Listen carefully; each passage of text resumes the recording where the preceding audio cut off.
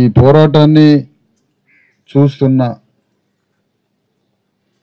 ప్రజలారా, పాల్గొంటున్న ఉద్యమ మిత్రులారా,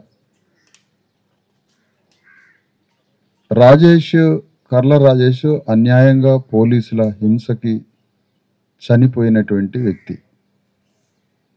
ఆ వ్యక్తి యొక్క తల్లి ఈమె కన్నతల్లి. ఈ కన్నతల్లి నిన్న మన ఉద్యమ కార్యకర్తలందరికీ వేడుకొని ఈ పోరాటంలో పాల్గొనమని, మాకు న్యాయం చేయమని నన్ను, ఉద్యమ మిత్రులందరినీ పిలవడం జరిగింది. కేవలం కన్నతల్లి కర్ల రాజేష్ యొక్క కన్నతల్లి మాట ఆధారంగా ఆ పిలుపు మేరకు వచ్చి జరిగిన అన్యాయం పట్ల ఒకవైపు కడుపు ఎంతో బాధతో ఉంది. తల్లి పిలిచింది. నిన్న మేము ఇక్కడికి వచ్చాం. నిన్న హాజరై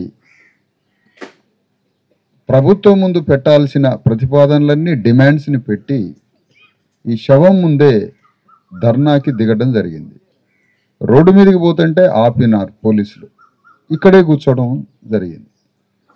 రోడ్డు మీదకి పోయి ఫోర్స్గా పోతే అది ఎంత భయంకరంగా ఉంటుందో దాన్ని అంచనా వేసి దాంట్లో తీవ్రంగా మనమే నష్టపోయే ప్రమాదం ఉంది. ఆ నష్టాన్ని పూరించలేనంత నష్టం చేసే ఒక భయంకరమైన ప్రణాళికతో కనిపించింది వాళ్ళ యొక్క ఇంటెన్షన్.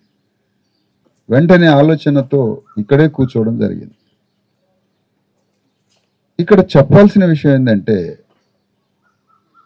పోలీసుల మీద చర్య తీసుకోవాలి మరియు ఈ కుటుంబాన్ని ఆర్థికంగా ఆదుకోవాలి. రెండు ముందుకు వచ్చినాయి. పోలీసుల మీద చర్య తీసుకోవాలి, కుటుంబాన్ని ఆర్థికంగా ఆదుకోవాలి. ఎందుకంటే సంపాదించే పిల్లగాడు పోయిండు. ఈ రెండు విషయాల మీద పోరాటం చేసిన తర్వాత రాత్రంతా అనేక మంది పోలీసులు వాళ్ళు వీళ్ళు వచ్చారు. నేను పోలీసుల మీద చర్య తీసుకోవాలని నేనున్నాను.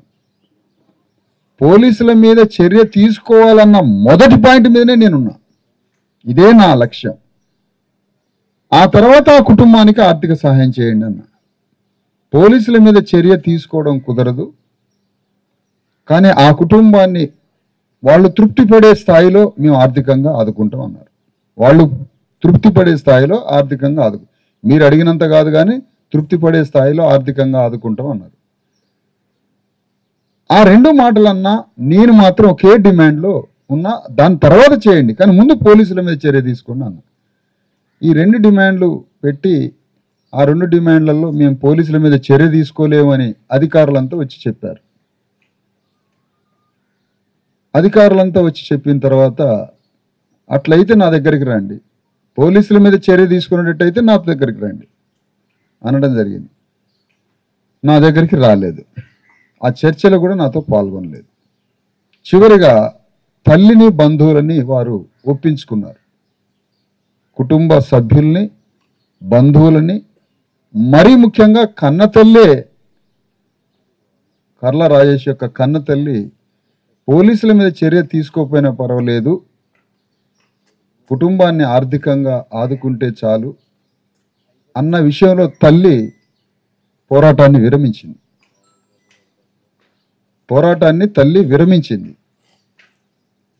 పోరాటాన్ని విరమించి నా కుటుంబాన్ని ఆర్థికంగా ఆదుకుంటే చాలు, పోలీసుల మీద చర్య తీసుకోకపోయినా పర్వాలేదని తల్లి భావించి నిర్ణయం తీసుకుంది.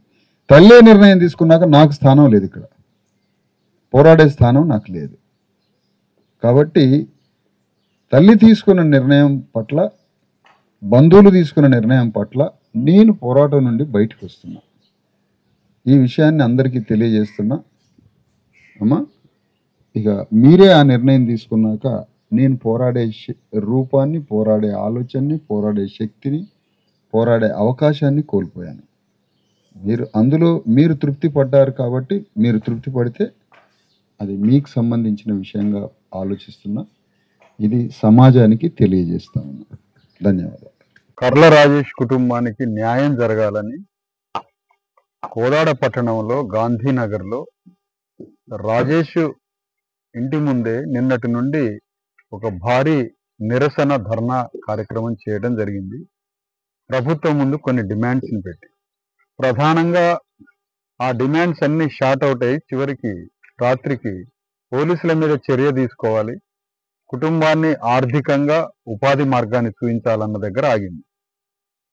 ఆ చివరికి ఆ 2 డిమాండ్స్ లో ప్రభుత్వం నుంచి వచ్చినటువంటి పోలీసు అధికారులు, మధ్యవర్తులు, ఆర్డీఓ వీళ్ళంతా వచ్చి వాళ్ళు ప్రతిపాదిస్తున్నది ఏంటంటే కుటుంబాన్ని ఆర్థికంగా ఉపాధి మార్గంలో ఆదుకుంటాం, పోలీసుల మీద చర్య తీసుకోలేము అన్నారు. నేను మాత్రం పోలీసుల మీదనే చర్య తీసుకోవాలి, రెండో ప్రాధాన్యతే వారి ఆర్థిక ఉపాధి మార్గం అని చెప్పడం జరిగింది. అది ఎంత ప్రయత్నించినా తెల్లవారుజామున 4 వరకు మేము మాత్రం కేవలం మొదటి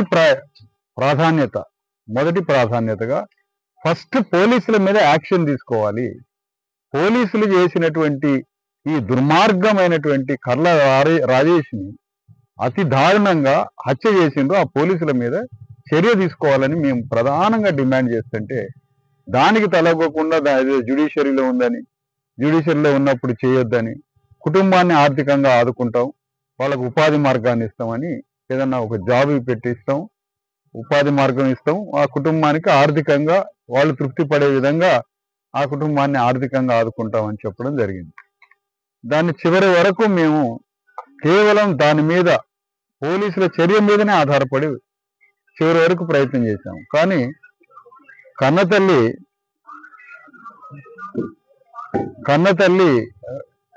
రాజేష్ తల్లి ఈ విషయంలో పోలీసు అధికారులకి, ప్రభుత్వ అధికారులకి, రాజేష్ తల్లి మరియు రాజేష్ బంధువులు, కర్ల రాజేష్ బంధువులు, కన్న తల్లి, పోలీసులు, మధ్యవర్తులు, ప్రభుత్వ అధికారులు పోలీసులు మీద చర్య తీసుకోలేము, కేవలం కుటుంబాన్ని ఆర్థికంగా ఆదుకుంటాం, ఉపాధి మార్గాన్ని చూపిస్తామన్న విషయాలకి తల్లి రాజీ పడింది. తల్లి రాజీ పడి ఇక నా కుటుంబం బయటపడితే చాలు, నా కుటుంబానికి ఆర్థిక చేయూత ఇస్తే చాలు, ఇప్పుడు పోలీసుల మీద చర్య నేను ఈ పోరాటాలు చేయలేను, 5 రోజులైంది, శవం వాసన వస్తుంది, స్మెల్ వస్తుంది, 5 రోజులైంది చనిపోయి, 6వ రోజులోకి ఎంటర్ అవుతుంది, ఇక నేను ఈ శవాన్ని పెట్టుకొని నేను పోరాటం చేయలేను, నా కుటుంబాన్ని ఆదుకుంటే చాలు అన్న దగ్గర ఆమె ఒక రకంగా రాజీ పడిపోయింది. నాకు పోరాడే మార్గం కన్నతల్లి లేనప్పుడు నేను పోరాడలేను, నాకు అవకాశం లేదు, నేను పోరాడే అవకాశాన్ని కోల్పోయాను ఆమె రాజీ పడటం వల్ల. కాబట్టి నేను ఈ పోరాటం నుంచి బయటకు వస్తున్నాను. పోరాటాన్ని నేను చేయలేను, నా దగ్గర తల్లే లేనప్పుడు, ఆ వ్యక్తి యొక్క బంధువులే లేనప్పుడు నేను పోలీసుల మీద చర్య తీసుకోవాలని నేను ఎవరూ లేకుండా నేనెట్లా పోరాటం చేయను? కాకపోతే ప్రభుత్వం ముందు డిమాండ్ పెడతాం, ప్రభుత్వాన్ని అడుగుతాం, కానీ వాళ్ళ గొంతు మీద కూర్చొని నేను యుద్ధం చేయడానికి నా పక్కన తల్లి లేకుండా అయిపోయింది, వాళ్ళ బంధువులు లేకుండా అయిపోయారు, తల్లి లేకుండా అయిపోయింది. కాబట్టి నేను పోరాడే అవకాశాన్ని కోల్పోయాను. ఆ విషయంలో చాలా తీవ్ర విచారం వ్యక్తం చేస్తూ, బాధపడుతూ నేను మరి ఈ పోరాటం నుంచి బయటకు వస్తున్నానని తెలియజేస్తాను.